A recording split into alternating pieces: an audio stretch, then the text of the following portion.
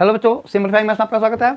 चलो, ये एक्सरसाइज का सबसे इंपॉर्टेंट क्वेश्चन है। इस टाइप के क्वेश्चन ज़्यादा आते हैं। देखो ये क्या बोल रहा है कि ऐसे सैंड है ना, जैसे हम हाथ से गिराते हैं, ऐसे हम सैंड सपोज गिरा रहे हैं। जब वो नीचे गिरेगा जमीन पे तो वो ऐसे बनेगा, तो क्या बनेगा? कोन बनेगा। तो वो जो कोन बन रहा है ना, वो इस तरीके से बन रहा है कि उसका जो हाइट है ऑलवेज 1/6 ऑफ द रेडियस। जो हाइट बढ़ रहा है ना, वो रेडियस का 1/6 है, यानी कि वो फैल ज़्यादा रहा है और हाइट कम ले रहा है ना। तो उस केस में उसका जो हाइट है वो किस रेट से इंक्रीज होगा अगर h की वैल्यू 4 सेंटीमीटर है किसी मोमेंट पे। ओके, देखो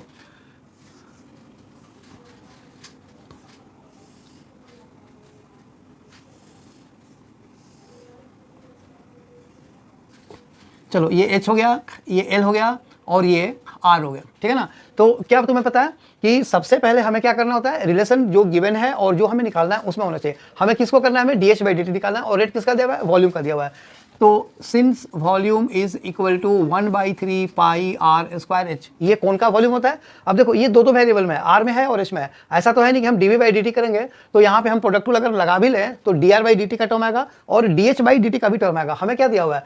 हमें यहाँ पे h की वैल्यू दी हुई है, यानी कि हमें क्वेश्चन को किस में कन्वर्ट करना चाहिए? h में कन्वर्ट करना चाहिए। कहाँ से करेंगे? ये देखो, height is 1/6 of the radius. Since given h is equal to 1/6 into r, यानी कि r/6 ये हमें दिया हुआ है। So therefore volume equal to 1/3 pi r square. r square यानी कि h इक्वल टू, देखो r इक्वल टू 6h हो जाएगा, तो 6h का होल स्क्वायर और इंटू h, तो v इक्वल टू 1/3 पाई, ये कितना हो जाएगा? 36 और h स्क्वायर और ये h मिल करके h क्यूब। इससे इसको काट दो 12 टाइम्स, तो ये हो गया हमारा 12 पाई h क्यूब। ये किसका आंसर है? ये v का आंसर है। अब हमें क्या करना है? dv/dt बाई dt क्यों? t के रेस्पेक्ट में, क्योंकि यहाँ पे लिखा हुआ है कि 1/6 रेडियस मतलब हाउ फास्ट। यहाँ पे देखो सेकंड दिया हुआ है, सेंटीमीटर क्यूब पर सेकंड, यानी कि हमें टाइम के रेस्पेक्ट में करना है।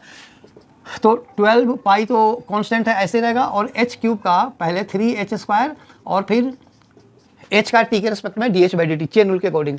तो ये फिर से हो गया हमारा 12 3 जा 36 पाई h स्क्वायर मतलब h की वैल्यू में 4 दी हुई है, तो 4 का स्क्वायर इंटू dh/dt। ये देखो dh/dt हमें कितना दिया हुआ है? ये हमें dh/dt तो हमें निकालना है, dv/dt हमें दिया हुआ है 12।